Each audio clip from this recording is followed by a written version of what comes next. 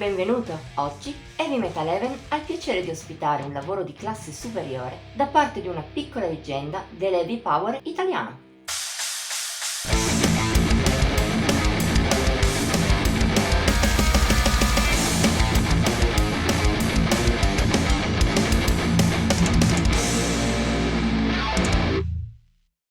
Visto quanto entrambi hanno espresso nel corso dei decenni, non è facile suonare heavy e power metal senza risultare banali. E questo è il destino, in effetti, di buona parte delle band dell'ambiente. Per quanto spesso producano lavori discreti o anche buoni, quelli che si lasciano ricordare sono molti meno. Tuttavia, non mancano gruppi che riescono ancora a fare la differenza, con classe e abilità superiori. È il caso dei genovesi Master Castle. Chiunque conosca almeno un po' la scena nostrana li avrà sentiti nominare, come conoscerà gli attivissimi membri Pier Gonnella e Steve Baumas, chitarrista e bassista, che con la cantante Giorgia Gueglio hanno fondato la band nel 2008.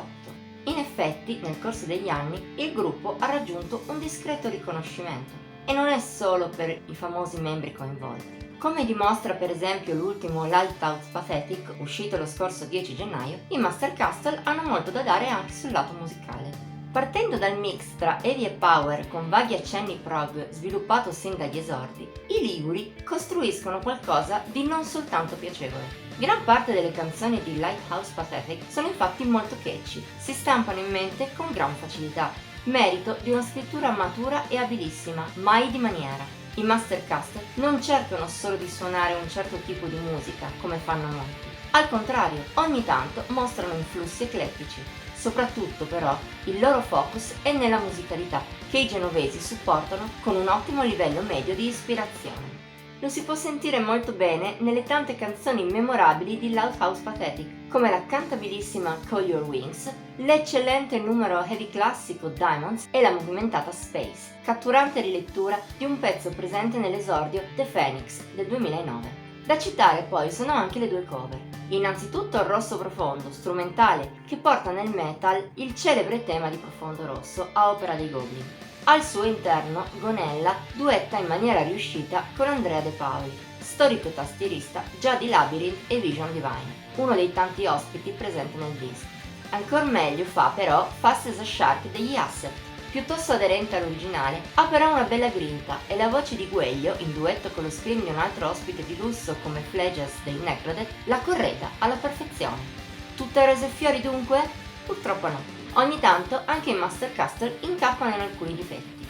Per esempio, in Lighthouse Pathetic sono presenti alcuni passaggi meno piacevoli. Su tutti That's All, orecchiabile ma un po' scontato, e Monster Whisper, lodevole per il tentativo di coniugare metal e blues, ma un po' troppo lunga e ridondante. Inoltre, anche se, come detto, sono tutte valide, la presenza di due cover e di una rilettura dal primo disco fa un po' riflettere. Una scaletta con più pezzi inediti sarebbe stata preferibile, a mio avviso.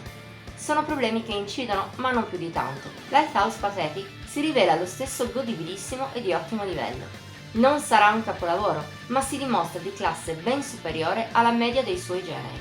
Anche per questo, noi ci sentiamo di consigliartelo in maniera calorosa, se ti piacciono l'heavy e il power metal, e in special modo se vuoi qualcosa di classico e al tempo stesso lontano dai cliché peggiori. In questo caso i Master Castle per te saranno ossigeno puro. Voto di Heavy Metal Heaven 81 su 100.